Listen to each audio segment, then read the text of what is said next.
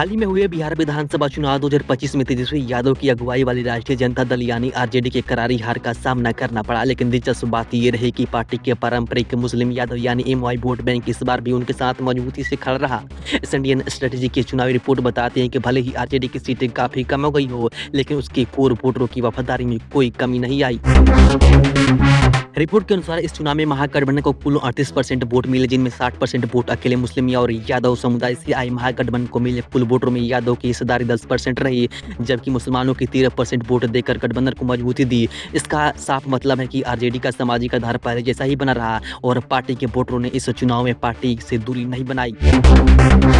दूसरी ओर इस चुनाव में एनडीए ने शानदार प्रदर्शन करते हुए 243 में से 202 सीट पर जीत दर्ज करके एक नया रिकॉर्ड बनाया। एनडीए को कुल 47% वोट मिले, लेकिन इनमें से मुस्लिम और यादव वोटों की हिस्सेदारी बेहद कम थी। रिपोर्ट के अनुसार एनडीए को यादव समुदाय से केवल 3% वोट मिले और जबकि मुस्लिम समुदाय से 2% वोट का उनका हिस्सा बने। इस तरह यह साफ है कि एनडीए की जीत एमवाई समीकरण में सेंधमारी से नहीं बल्कि अन्य सामाजिक समुदाय के समर्थन से सुनिश्चित हुई है।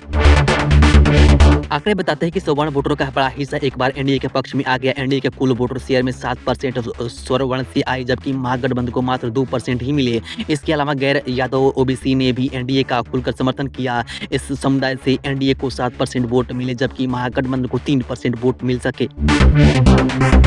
सबसे बड़ी मजबूती एनडीए के अति पिछड़ा वर्ग यानी एबीसी, अनुसूचित जाति और अनुसूचित जनजाति समुदाय से मिले। एनडीए को कुल वोट शेयर में से लगभग 60% वोट इन्हीं तीन समुदाय से आए। एबीसी वर्ग जो चुनावी रूप से बेहद निर्णायक माना जाता है, उसने एनडीए को 15% तक वोट दिए, जबकि महागठबंधन को इस वर्ग से सिर्फ 6% वोट मिले।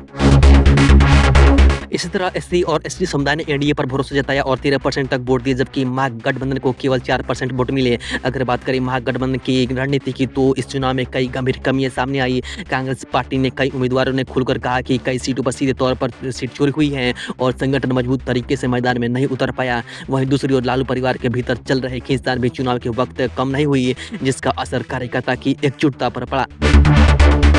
बता दें कि तेजस्वी यादव की घोषणाएं और यात्राएं भी इस बार जनता को उतना नहीं जोड़ पाई जितनी उम्मीद की जा रही थी। वरिष्ठ नेता शिवानंद तिवारी ने यहां तक कह दिया कि तेजस्वी यादव इस बार पूरी तरह से अहंकार में डूबे रहे और इसी वजह से पार्टी को नुकसान उठाना पड़ा।